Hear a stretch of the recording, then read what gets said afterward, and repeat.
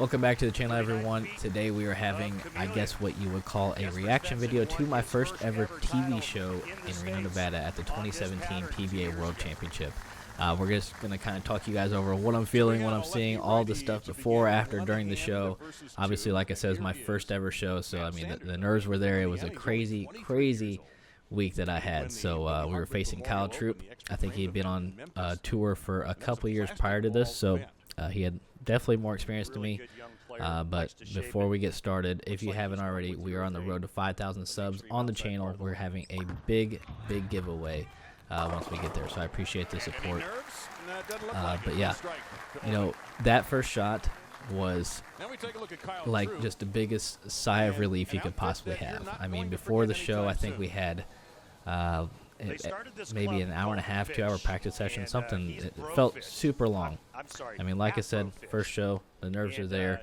I'm sitting there on the pairs to the side of the show just practicing, and all I can think about is just throwing shots over and over and over again because I don't know what else to do. So to get that first shot of the way and to see it strike was a really big sigh of relief. Now, I'm pretty sure we did both throw urethane for the whole TV show. If I remember right, I think everybody might have thrown urethane for the most part on the show. This throw wasn't even that big back. This is such a long time ago. These two, by the way, have a chance to meet for the championship, and this was the famous moment right here. Had to pick it out. Did he bring the pick it out on this show? I don't know. I don't know if he did during my match. Kyle also using urethane from the outside part of the lane.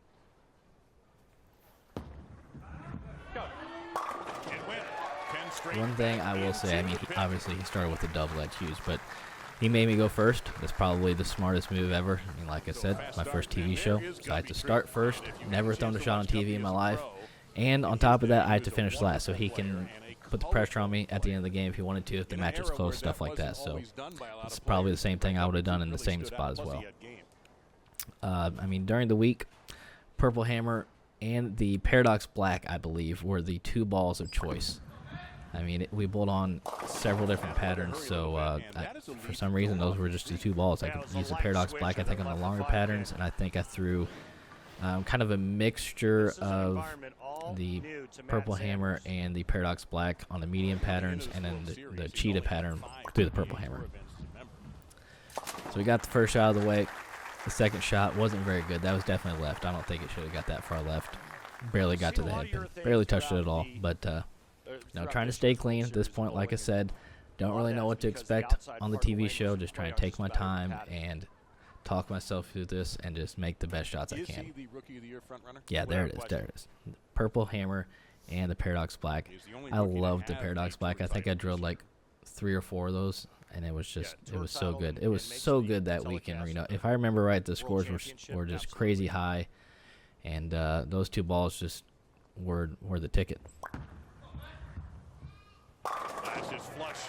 See, that's going to like it. Plenty of shots like that, you just never know. Might be able to keep moving on. I will say that the setup for this TV show was really cool. And I know the stadium is definitely different now. They got rid of some of the bleachers. I think it's just not as tall. But the setup was so cool. I mean, this is something you dream about. I mean, getting to bowl for a major title at, to me, what is probably the coolest place you could possibly bowl. I mean, look at those stands in the background. It's so cool. And he seems to me, Randy, like a guy who feeds off of momentum as much as anybody out here. I think Kyle definitely put the pressure on me to start this match. There was, I mean, you know, I feel like I can step up to the plate no matter what, but again, being my first show, he was definitely putting some strikes on the board, and he let me know. Not even any suspense as to whether or not he's going to throw a strike. So at this point, I mean, you're just, again, I'm just trying to take my time, do my own thing. You can never worry about your opponent when you're bowling. There's no just worrying about them. You have to go through your own routine, just kind of do your own thing. And I'm just trying to stay in the zone. Like I said, trying to kind of take it in for what it is and give every shot the best effort here. And Sanders is fighting right back. Nice shot there by Matt. I think after getting that double, that kind of loosened up the arm swing a little bit. That was beautiful game. Look at that position. that was pretty big to see my ball strike 2 times in a row. Because if I remember right, like I said, I practiced for such a long period of time off of the TV show. Once I got to the show, there's a couple re-oils. Man, look at those scores were way higher than I thought. Look at that. The top 5 average 230. That is so many strikes. That is nuts. But going back to just practicing off of the set, it's a completely different ball game once you get under the lights. To me, it felt like the front part of the lane hooked a lot more than it would have off of the set. So I wasn't really used to that. Came over to the set for the last time after the re-oil again, and it was just kind of a learning experience from there. Paralyzed and goes down. Barbasol close shave. Hey, we'll take those. We'll take those breaks. You gotta have the breaks. He's 3-0 on TV. And again, just punishing the pins. Again, Kyle just putting pressure on me. There's nothing else I can do but just try to keep up with him at this point. Power, even though it's urethane, he's going to throw pins around.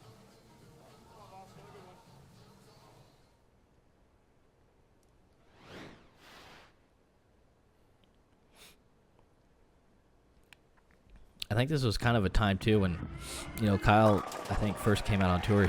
He was really good at throwing it hard and straight with urethane or anything else to the right. Still is, but I don't think he does it nearly as much now. But this is kind of the in-between time where he was still doing that as one of his kind of, I guess, A game. I did forget about the commercials that would be on the video that we're watching. So, again, we're on the road to 5,000 subs. We've been putting out content during the 2023 PBA Tour season. We've been putting out ball reviews. We have 2 more stops on the PBA Tour season left. So if you guys haven't already, go sub to the channel. We're going to bring you more content. Once the season is done, we'll be doing some different type of videos, different ball reviews, stuff like that. So this should be like a recap of the last few games, I'm guessing, before the show. Getting a little second advice, and the lefty, Matt Sanders, trying to make his first show. Sean Rash needs a hit, leaves the sock 10. I do remember this was probably one of the just most crazy experiences I've ever had was what they're kind of showing right here. They're showing the last few guys who missed out, and I remember just about every shot. I feel like that last game. There it is, the Paradox Black. I'm telling you, that was the ball. The ball was so good. But yeah, it was just when you bowl the last few rounds of the Cashers round, match play. They put you with the order that you're in for qualifying at that point. So I'm around all those guys that are on the screen right now. So, I mean, at that point, I can kind of see how they're bowling. And I remember, it was like Bill, Francois, and Rash. I don't think any of them had very many strikes through the 5th or 6th frame. At that point, I had a pretty big game left on the board. And it was just kind of, at that time, you just kind of say, got to go for it. And that was a really, really defining moment for the week because those guys really struggled the last game. I don't know if any of them shot over 200, if I remember right, but I needed some pins to get on the show. I think I bowled a 260 or something like that. Just strike after strike, made some of the best shots I could possibly make, and it was a really, really big moment, that's for sure. A push on the 10, but you know what? Apparently Sanders isn't either. He's hovering around in case Troup makes a mistake. Some nice pin carry here for Matt. Another learning experience here. Coming out of a TV break. I've got to experience this several times now. It's kind of different from show to show, but my mind doesn't like to wander, so sitting for that break and just having to realize what I have to come back to and keep striking because Kyle hasn't missed yet. Not the most ideal situation. And I don't think that shot was very good. That shot looked just a touch left. Probably deserved that 7th pin for sure.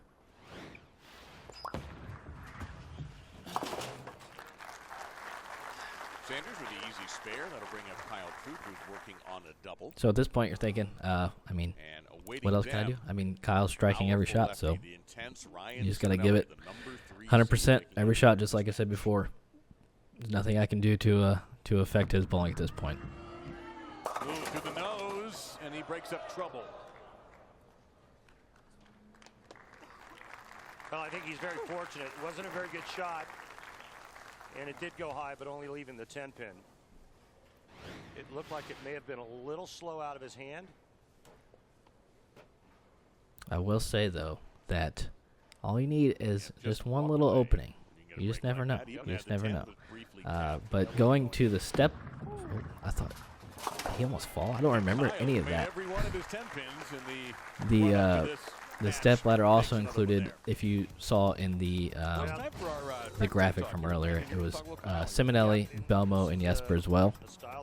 So, again, being a kid that's never been on TV for any type of bowling before, I mean, you're just looking to see, I mean, how am I going to face Belmo, Jesper, Sim, all these guys that have just such huge careers at this point. It's looks like murderer's road trying to run up the step ladder to get to the title.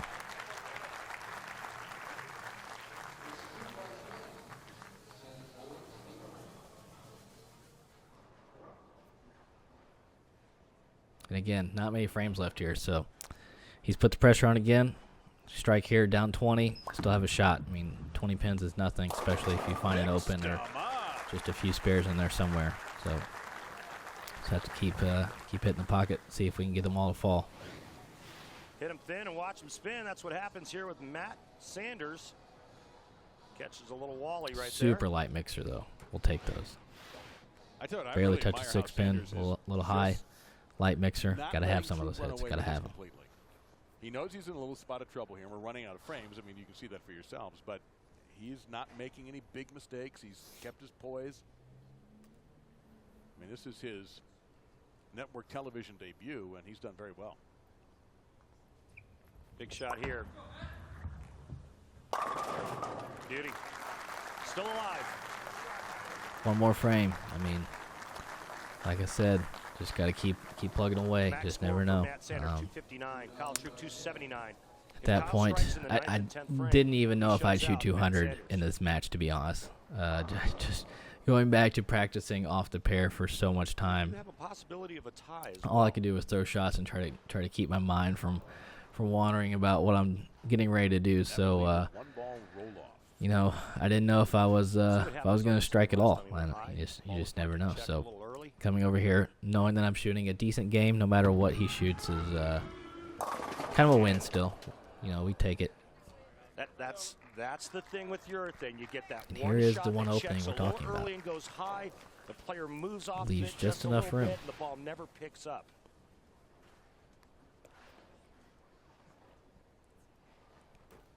I wonder if him going high the frame before on that lane kind of affected that shot. I don't know if he threw it fast, if he maybe made a little bit of a move and the ball didn't see it the right way. It could have been something like that. That's my guess based off those two shots right there. Missed any 2 pins either, and so nothing to see here. Move along. Let me go to the 10th. Troup up 10. And again, going back to, you know, him being out on tour prior to me, he's got the experience. He knows to put me first. I have to finish last, put the pressure on me. Now we've got a max score. We can tie. We have a possibility of a tie. Can't beat that for a TV show. So, I mean, he again did the right thing. I would put myself first too.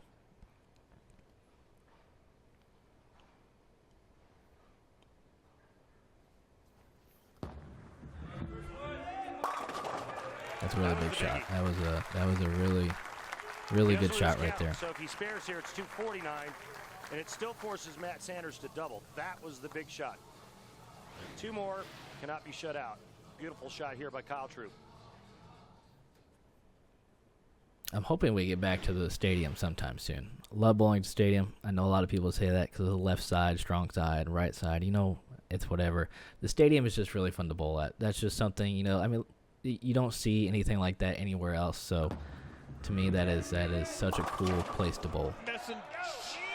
Oh, my goodness. I thought that 10-pin might go down. Holy cow, watch this. Really good shot. Messenger comes screaming That across, is and how the does fact that that pin did not fall Watch what happens to is the Messenger. nuts. See that it was the Absolutely sixth, kind nuts. of pushed it, took a little And momentum again, away, I think. the tie going to the 10th frame, so he strikes. I have to get the first one, I believe. Yes, I would have to get the first one to at least have a chance. Huge miss. And you know, I see him miss the 10 pin, and again, all he needs is one shot. You just never know. We have a tie, but he still needs 2. And at this point, I don't even remember what I was thinking, because watching him miss a 10, I mean, you have the shot, you have ball in hand. No, I need the first one to at least give myself a shot. So I mean, it's one shot at a time. Nothing else you can do. Matt Sanders has never felt pressure like this before in his entire life.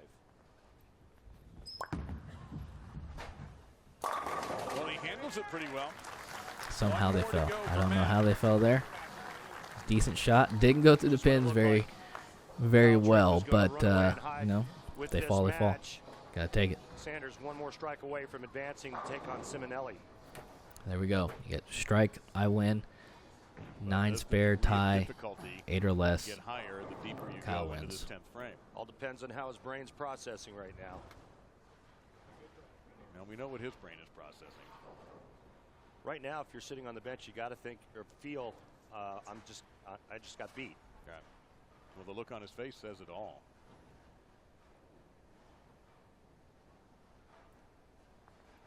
You can just feel the pressure. And a soft 7. Now, how big is that missed 10 pin now? Gigantic. Decent shot. I think we would take that 9 out of 10 times. That was in the right part of the lane. Kind of fell off a little bit. It's probably a little hyped up, you know. I mean, again, never been in this spot before, so probably, you know, stay down a little bit. Maybe caught a little more at the bottom. Maybe that 7 goes down, but I think shot making wise, we definitely take that shot. That was a pretty decent shot right there. Had to clean up the spare. Now we're going to a roll off. I mean, can you imagine? First time on TV. Have no clue what I'm getting into. Now I have a roll-off. 1 ball roll-off to keep going towards a major title. Must be decided by a 1-ball sudden death roll-off. Kyle Troup is the higher seed. He'll have choice of starting lane and order. If the tie remains after those first shots, the players will alternate lanes, bowling in the same order until the tie is broken. Kyle? Kyle will go first on the left lane. Good luck, gentlemen. What would be your strategy in a roll-off? Yeah, I like Kyle doing that. And again, he's going first again, so probably a smart move. Trying to put the pressure on me one more time. So for Kyle, I forgot about the backdrop back there. We had some really cool, they had some really big, like, LED screen backdrop for that event. It was really, really cool.